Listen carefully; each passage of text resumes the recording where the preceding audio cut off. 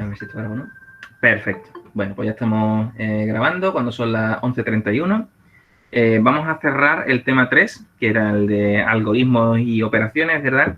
En su momento presentamos la suma, la resta, interpretaciones de la suma.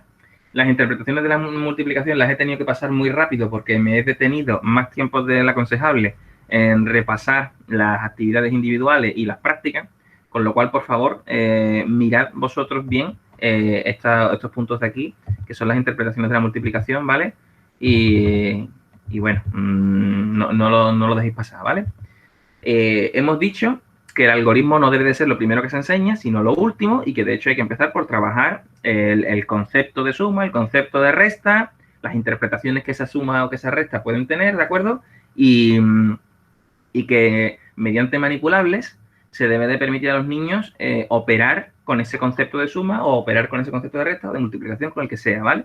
Por lo tanto, hay un momento de trabajo de concepto en el que se trabajan las distintas interpretaciones, ¿de acuerdo? Hay otro momento, que es el de modelo dirigido, en el que esas interpretaciones se, se mezclan con el material que se está trabajando, ¿de acuerdo? Y una vez que el niño ya tiene el adquirido las distintas interpretaciones, por ejemplo, del concepto suma o del concepto resta, y además las manipula, entonces el niño está en situación de diseñar sus propios algoritmos o sus propias estrategias de cálculo.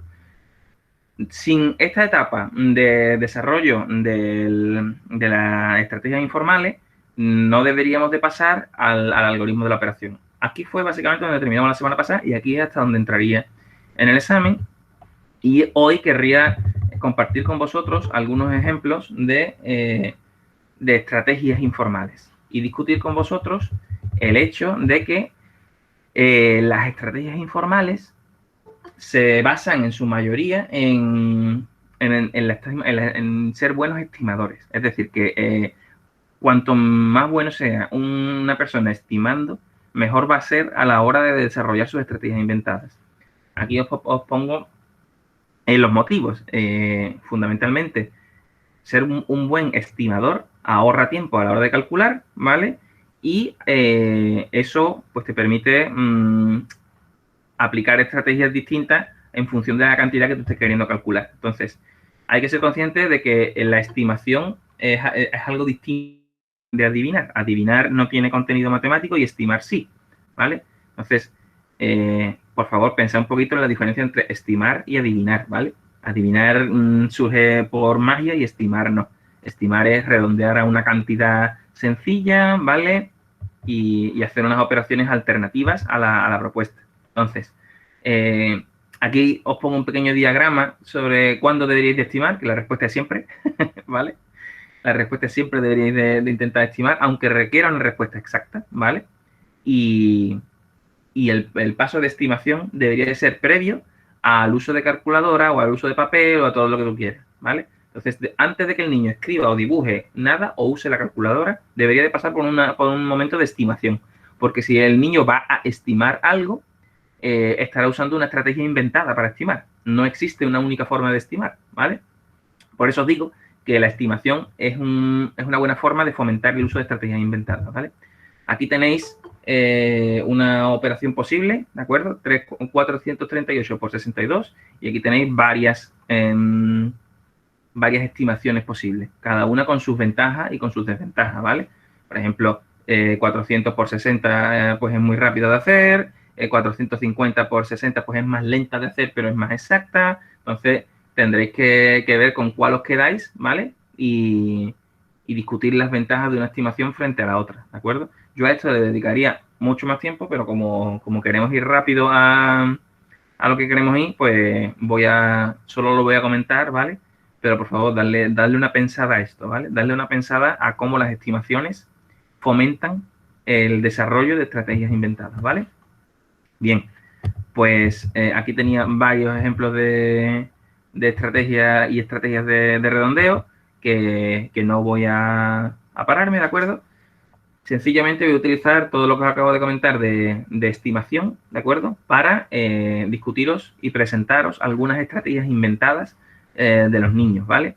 Entonces, las estrategias inventadas permiten o fomentan, digamos, la flexibilidad mental y el razonamiento mental.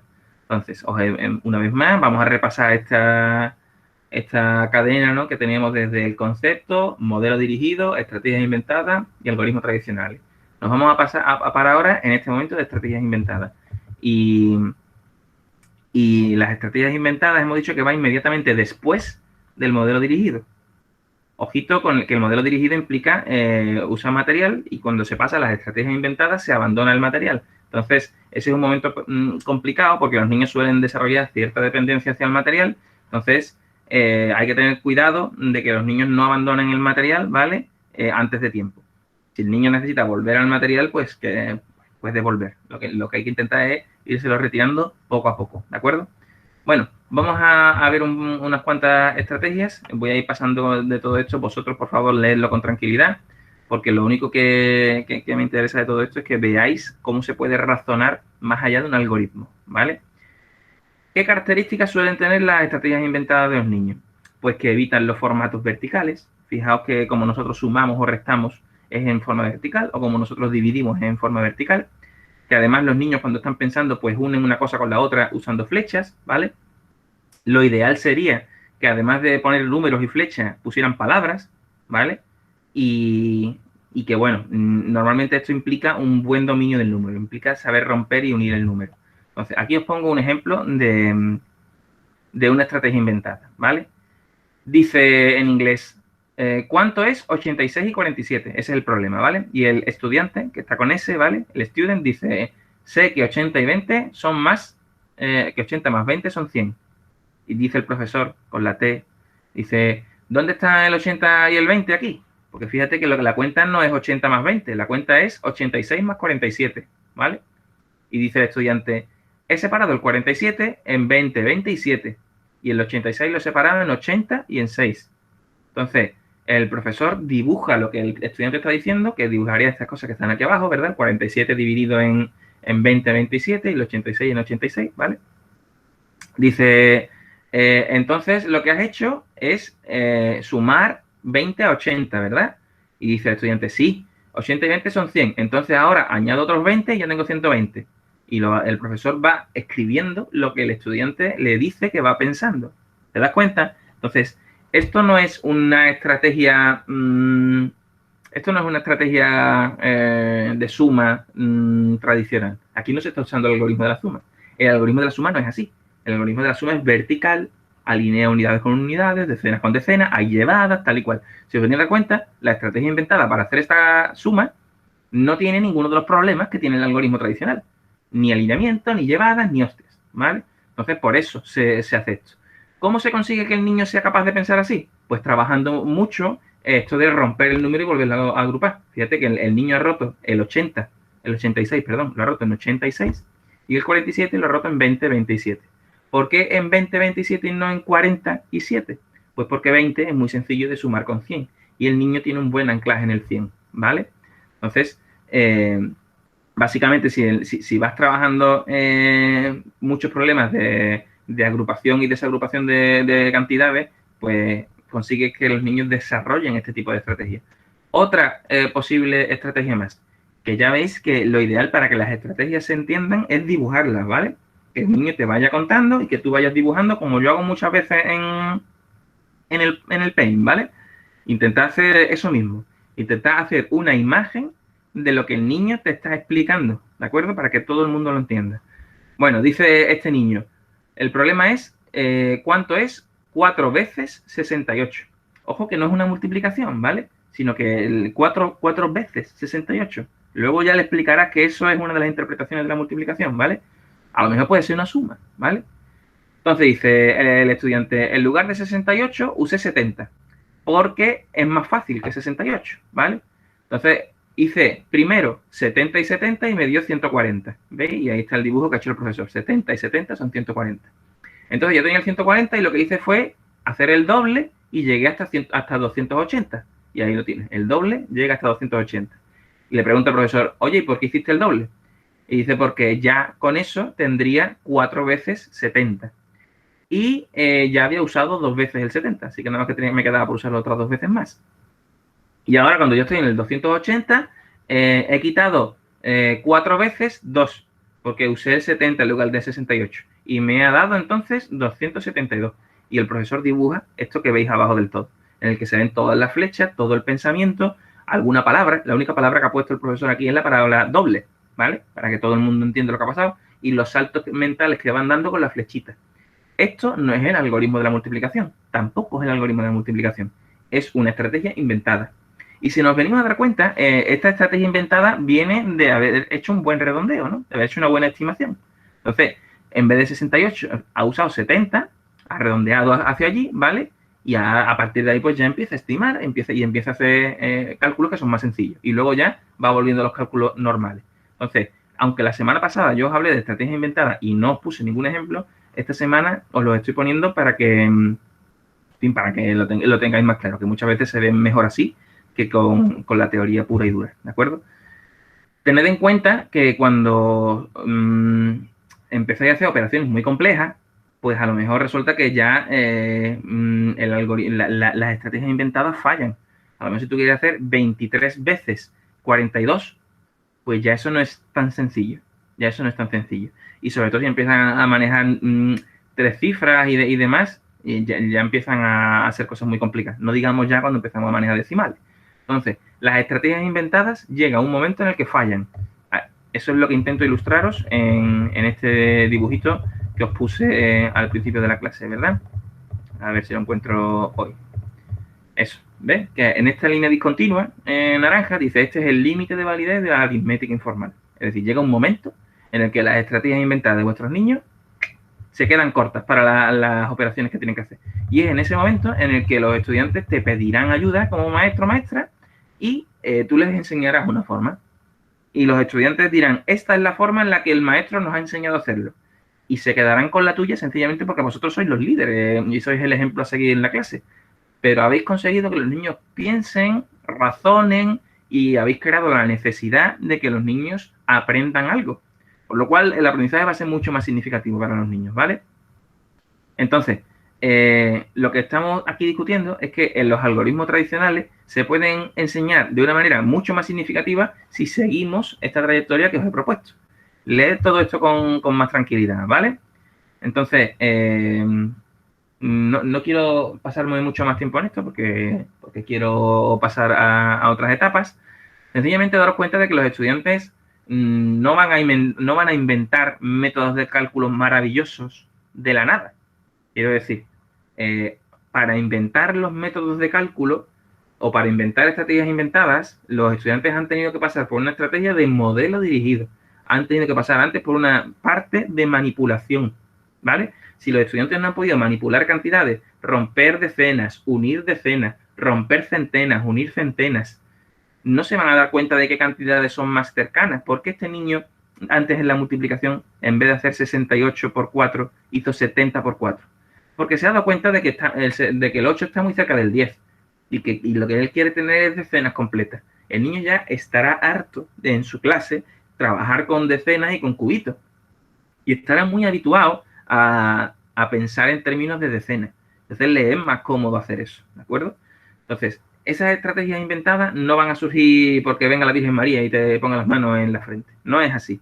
Las estrategias inventadas surgen necesariamente porque hay una etapa previa, ¿de acuerdo?, de trabajo de un modelo dirigido, ¿vale? Entonces, dentro de vuestra clase posiblemente surjan varias estrategias para resolver una operación, ¿de acuerdo? Lo ideal sería que pusierais la estrategia de Jaime, la estrategia de María, la estrategia de Sara y la estrategia de Manolo, todas en la pizarra. Y que discutáis en la clase qué estrategia os ha parecido mejor, ¿de acuerdo? Porque, y además, esas cosas luego les ponéis hasta un nombre en la clase. Vamos a resolver este problema siguiendo el modelo de María o siguiendo el estilo de María, ¿de acuerdo? Y vamos a resolver un problema a lo María. Y al final, pues esas teorías se llaman así, ¿no? ¿Por qué se llama teorema de Pitágoras? Pues está el teorema de Pitágoras y también puede estar el teorema de María. Y de hecho lo que tenéis que hacer es construir las matemáticas en la clase, ¿vale? Por eso hablamos tanto de constructivismo, ¿de acuerdo? Entonces, cada niño debería llegar a un momento en el que diseñe un pequeño modelo inventado, ¿de acuerdo? Y ese modelo inventado se comparte y se enfrenta a otros modelos inventados. Y se discute cuál es el mejor, ¿vale? o cuál la clase piensa que es mejor. Y poquito a poquito os lo iréis llevando a lo vuestro.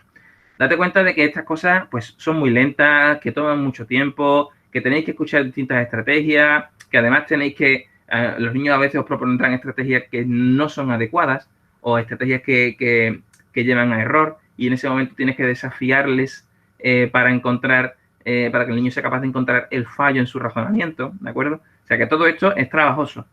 Entonces yo lo he hecho contando en 15 minutos, pero realmente hacer esto en el aula implica mucho tiempo y mucho sacrificio. Y vosotros ahora que estáis teniendo que construir vuestros propios algoritmos con los cubitos y con toda esta historia, pues lo estáis viviendo, ¿vale? Que no es algo sencillo, ¿vale? Bueno, entonces hemos terminado aquí, ¿de acuerdo? Y al final todo esto viene, o sea, las estrategias inventadas vienen del uso de manipulables, y los manipulables vienen para trabajar el concepto de número de una manera tangible, ¿verdad?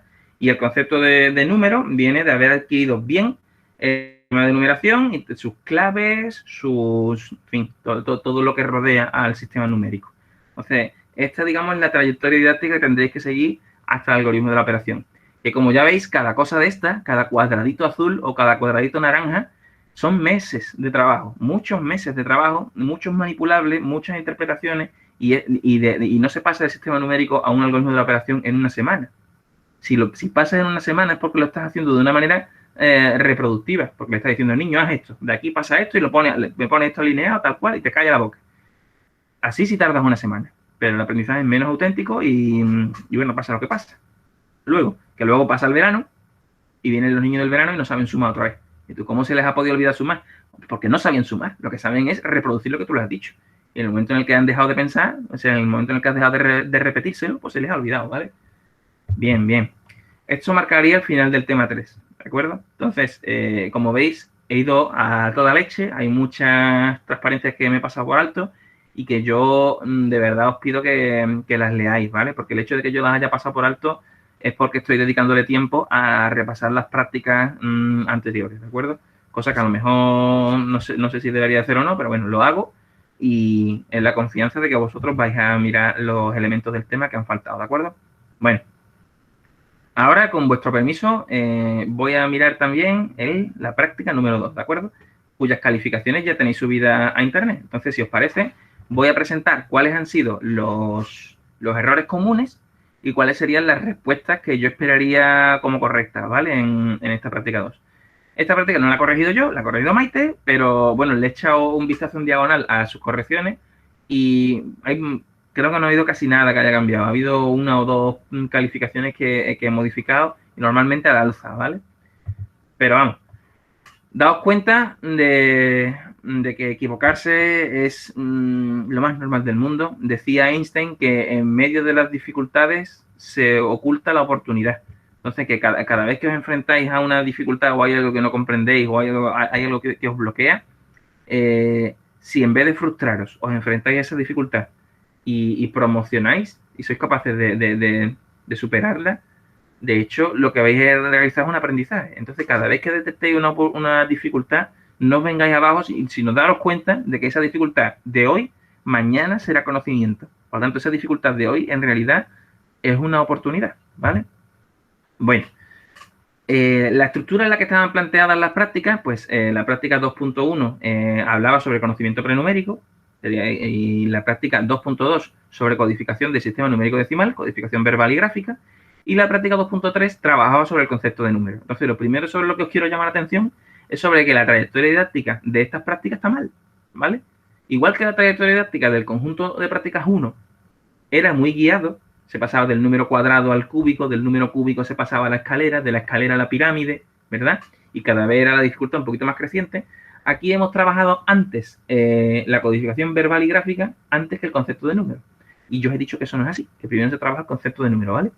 Entonces, daos cuenta de que la trayectoria de esta práctica tiene un fallo. Y si os habéis dado cuenta antes de esto, mejor que mejor. Está hecho adrede, ¿vale? Bien, la primera actividad del conjunto de práctica era esta, en la que se preguntaba qué nociones estaban trabajando en el ejercicio y cuál de las secuencias suponía un patrón útil para codificar el número. por qué y qué características tiene que tener un patrón para servir como código.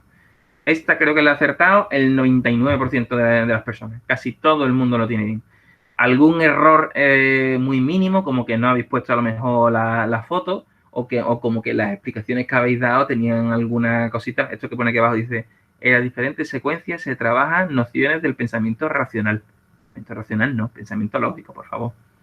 Razonar es otra cosa, es una cosa, y la lógica matemática es otra, ¿vale? Salvo esos pequeños errores de Chichinabo, habéis visto que la inmensa mayoría tiene esta primera mitad de la práctica bien. La codificación buena es la tercera, es la última, ¿de acuerdo? Porque cada una de las posibles grafías tenía una cantidad y solo una asociada, ¿de acuerdo? En cambio, por ejemplo, la segunda fila, pues tenía 3 grafías para la misma cantidad y eso, en fin, induce a error, ¿de acuerdo? Por lo tanto, esta yo creo que, en fin, que raro es el que no lo ha terminado de pillar. O sea, os habéis dado cuenta también de que está clasificado por figuras. No hay cuadrados mezclados con círculos, hay una correspondencia cantidad con figura, en fin. Esto está bastante bien. No, raro es el que tiene dificultades en esto. En esta, casi todo el mundo lo ha resuelto bien, pero lo ha explicado mal. Entonces, daos cuenta de que aquí pues hay unos momentos en los que tenemos una serie de palabras que nos sirven para establecer un código y que a lo que a nosotros nos importa es la serie de palabras y la serie gráfica. ¿Por qué os he puesto números en... ¿Esto qué son? En japonés. ¿Por qué creéis que os he puesto números en japonés y no os he querido poner de entrada los números en sistema numérico decimal? Fundamentalmente porque quiero que seáis conscientes de los patrones que existen, patrones verbales y gráficos. Entonces, si os pongo patrones verbales y gráficos que ya conocéis, en lugar de fijaros en los patrones verbales y gráficos, soléis fijaros en la cantidad. Y me soléis decir cosas como que los patrones son sumar 10, o sumar 1, o sumar 5. Y eso no son patrones ni gráficos ni verbales, son patrones aritméticos. Y tened en cuenta que un niño debería de saber contar antes de hacer ese tipo de cosas. Quiero decir, un niño debe saber contar 1, 2, 3, 4 antes de saber sumar 10, ¿no? Entonces, los patrones que tenéis que trabajar con los niños tienen que ser verbales y gráficos necesariamente, no aritméticos, ¿vale?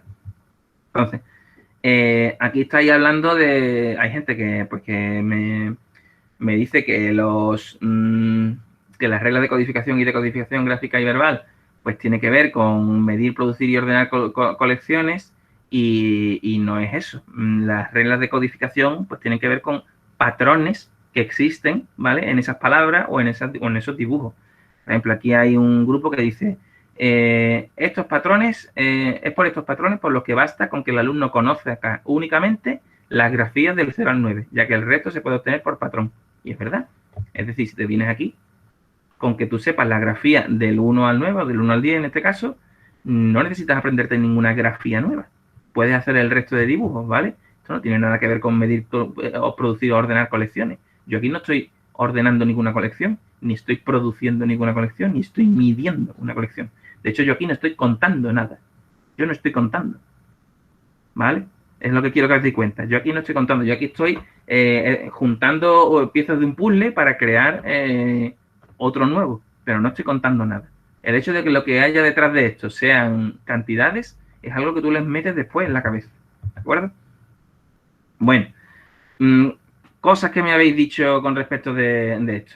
Algunos errores que ha habido por aquí.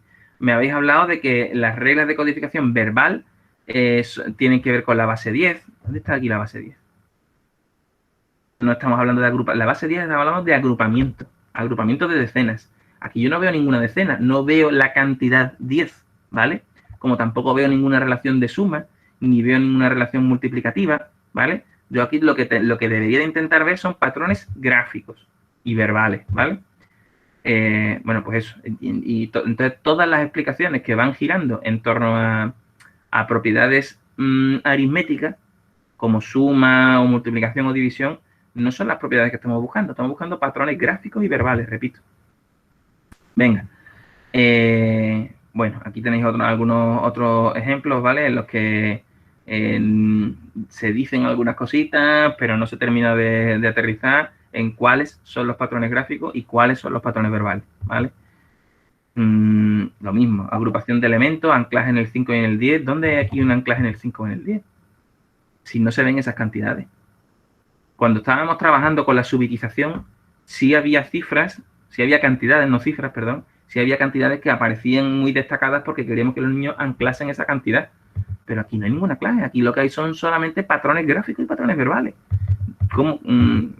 Si tenéis confusión con esto, preguntad o hablar conmigo o lo que sea, si queréis aquí o en tutoría, pero daros cuenta de que aquí no se está trabajando, no hay elementos que se estén agrupando. ¿Qué elementos se está agrupando? Y Y si no hay José, elementos, dime. lo de que tú has dicho que tampoco hay multiplicativa, no aparece, y yo eso no lo entiendo, porque yo parece que cuando tú pones uno delante del 10 es como que lo estás multiplicando, entonces me lío. Claro, pero es que tú date cuenta de que aquí estamos hablando de esto, de patrones gráficos y verbales. ¿En qué relación multiplicativa va a haber? Si la multiplicación es veces, 3 veces 2. Claro, pero cuando pones, por ejemplo, el 2 delante del 10 es 2 veces 10, ¿no? Y por No, eso, ¿por qué veces? ¿Por qué veces? Es que la cantidad no aparece aquí por ninguna parte. Aquí mm, solamente hay dibujos. Mira, más hacia adelante os pregunto por la tabla del 100 y hay aquí algunos ejemplos que me encantaron. Porque aquí lo que han hecho es sustituir la grafía del número por figuras. Entonces, fijaos, por ejemplo, en la figura que está abajo a la izquierda, donde se ven triángulos, círculos y demás. Fijaos que todos los patrones que vienen ahí son patrones gráficos. Aquí no hay una relación multiplicativa, ni una relación sumativa. ¿Cómo paso del triángulo al círculo? Sumando uno. Anda, hombre. Paso del triángulo al círculo y punto. Es igual que cuando hemos estado trabajando en la etapa primera de todas, esto de aquí. ¿Cómo paso en la última de abajo del todo? ¿Cómo paso del cuadrado al círculo o del círculo al cuadrado? Sumando uno. Aquí no hay nada que sumar. Si, aquí son todos patrones gráficos. Entonces, lo que yo quiero que destaquéis aquí es eso. Que destaquéis cuáles son las figuras, cuáles son los dibujos que se repiten y cómo se repiten. Y cuáles son las palabras que se repiten y cómo se repiten. ¿Vale? Entonces, en esta primera mitad os hablaba de eso, que no existen anclajes en el 5 ni anclajes en el 10. Aquí, en estas figuritas de aquí, no hay anclaje en el 5 y no hay anclaje en el 10. Son dibujos. Y para un niño pequeño, el dibujo del 3 es un dibujo. Tú como adulto ves el dibujo del 3 y dices, 3. Pero un niño pequeño, para un niño pequeño eso es nuevo. Para un niño pequeño el dibujo del 3 hasta ahora eran 3 casitas. O eran 3 puntitos. Porque ahora el 3 tiene que ser este dibujo. Entonces, le tenéis que enseñar todas esas reglas de codificación verbal y gráfica, todos esos patrones.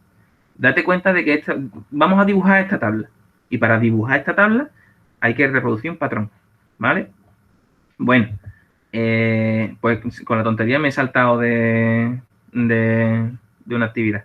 Pero bueno, es básicamente lo mismo. Aquí se dice, discute con gran nivel de detalle los puntos que tenemos que tener en cuenta para la enseñanza de la regla de codificación gráfica y verbal. Entonces me tendríais que haber dicho cuáles son los patrones que codifican verbalmente y gráficamente al número, ¿vale? Los veréis por aquí. Si me decís este tipo de patrones, no, ¿vale? Los patrones que estamos buscando, repito, no son de suma 10 o no son de multiplicación por 2 o no son de anclaje en el 5, no son ese tipo de cosas. No son patrones aritméticos, son patrones así, son dibujitos lo que estamos buscando, ¿vale? Dibujitos o series de palabras, ¿vale? Me voy a ir un poquito más para adelante, ¿vale? Porque aquí llega un momento, estos son patrones de palabras, bien identificados, ¿vale? En los que se ven qué palabras se repiten y qué palabras no se repiten, los han marcado hasta de colores. Entonces, por ejemplo, el 7 siempre me lo pintan de azul y siempre se repite, ¿vale? ¿De acuerdo?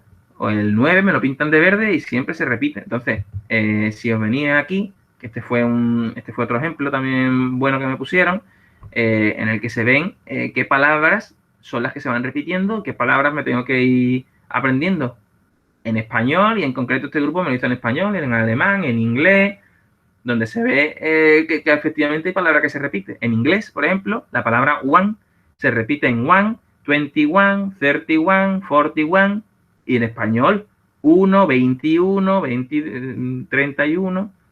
¿vale? Y hay palabras que se saltan ese patrón.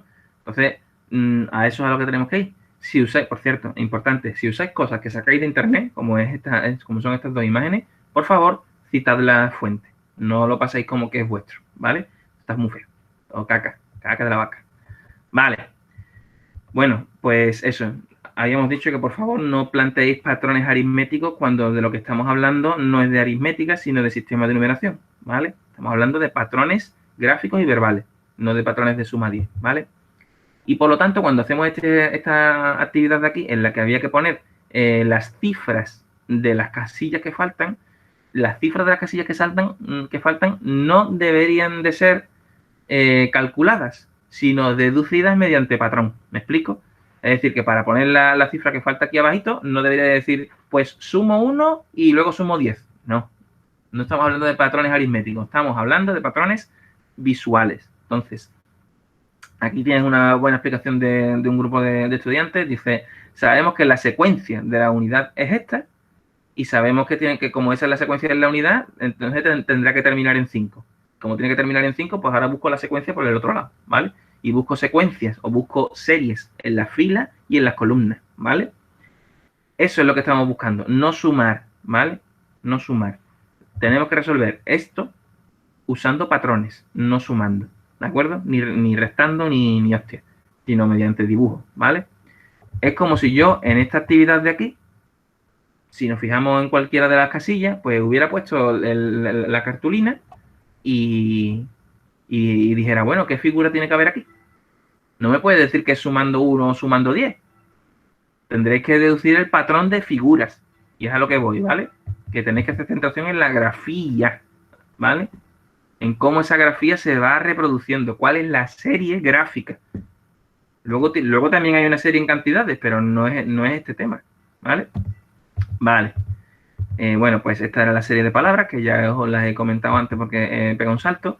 Esta habéis tenido bien la inmensísima mayoría, el de las trampas perceptivas, supongo porque también lo discutimos brevemente en clase. Y aquí no hay nada que añadir. Está prácticamente raro, es el grupo que lo ha tenido mal.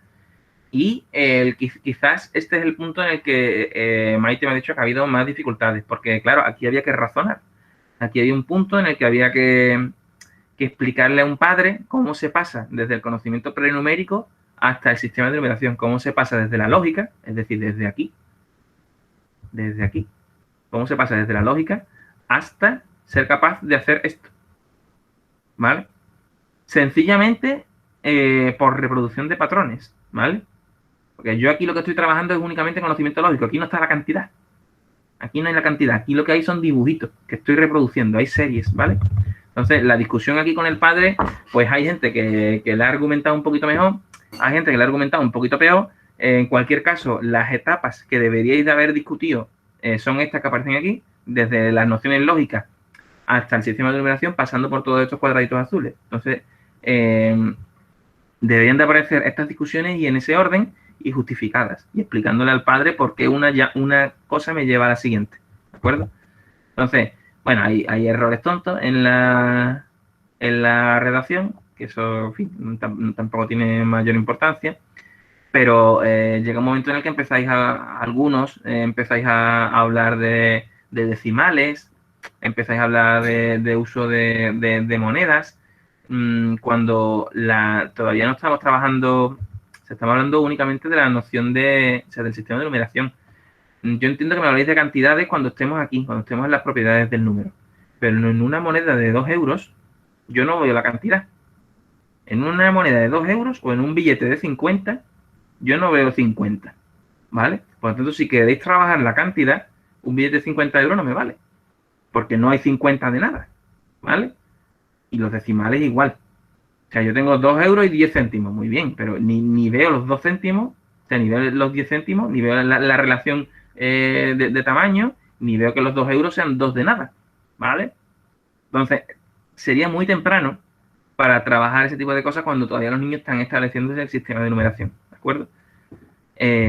Bueno, errores generales y globales que se vienen arrastrando desde la práctica 1 hasta la práctica 2 y que Maite me dice que os los comente.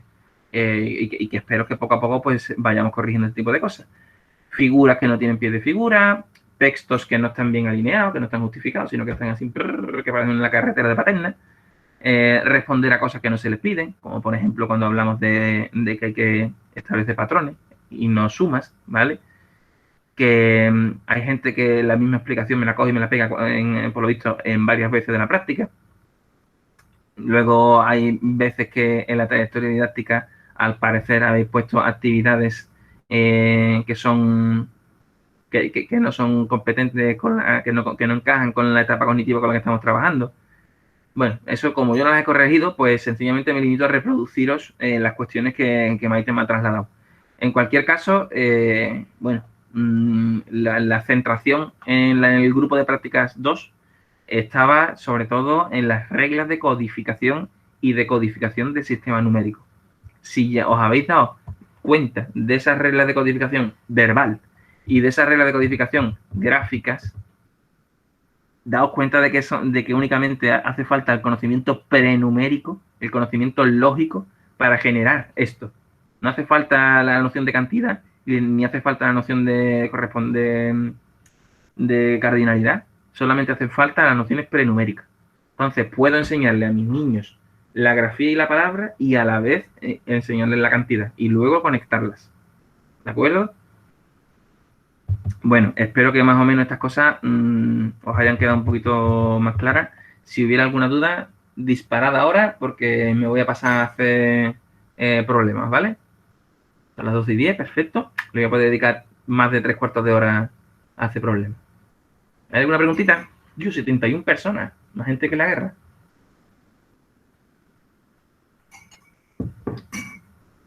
¿No hay preguntas? Vale, pues si no hay preguntas, lo que voy a hacer es que voy a dejar de grabar y voy a borrar mi magia, ¿vale? Por lo tanto, hasta aquí llegaría la sesión de hoy.